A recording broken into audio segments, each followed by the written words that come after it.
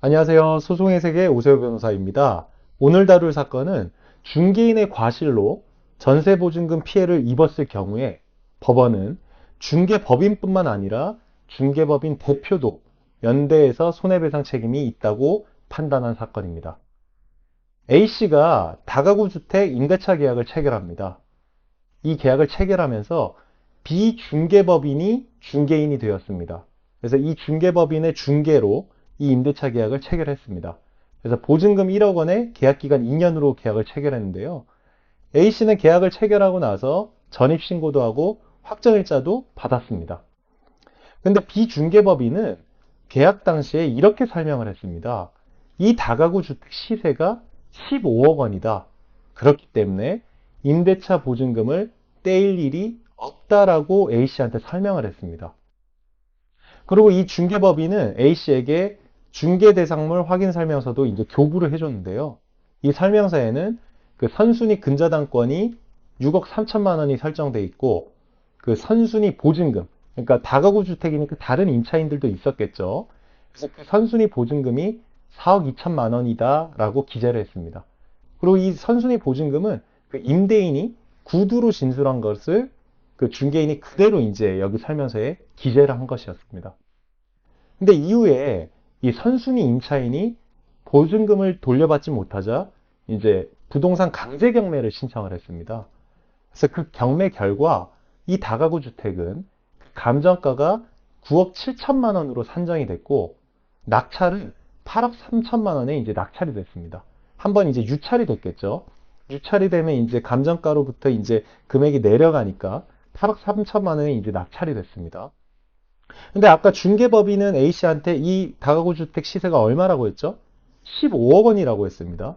거의 반값에 이제 낙찰이 된 겁니다. 그래서 A씨는 그 선순위에 밀려서 결국 이 경매 절차에서 배당을 받지 못했습니다. 그래서 자신의 보증금 1억 원을 모두 날리게 됐죠. 그러자 이제 A씨는 비중개법인과 법인의 대표는 이제 그냥 개인이죠.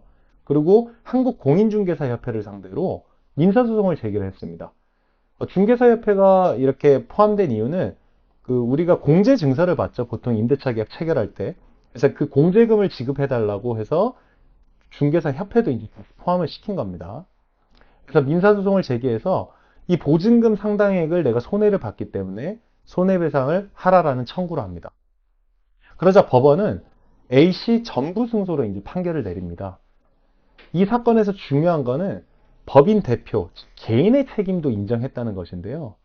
우선 법원이 보기에 중개과실이 인정된다고 봤습니다.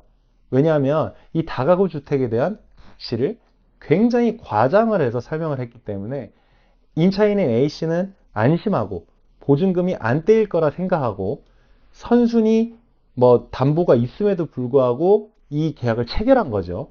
하지만 결국 돈을 받지 못했습니다. 왜냐하면 부동산 가치를 과장해서 설명했기 때문이죠. 그래서 법원은 그 비중개법인과 한국공인중개사협회의 손해배상 책임을 인정을 했습니다. 그리고 더 나아가서 이 중개법인의 대표, 그 개인의 손해배상 책임도 인정해서 연대해서 손해를 배상하라라는 판결을 내렸습니다. 우리가 보통 회사와 계약을 하게 되면 그 회사가 채무 불이행을 하거나 아니면 손해를 끼쳤을 때 원칙적으로는 우리는 회사에 대해서만 청구를 할 수 있습니다. 왜냐하면 계약 주체가 회사이기 때문에 개인이 아니죠. 그래서 회사의 책임이 원칙입니다.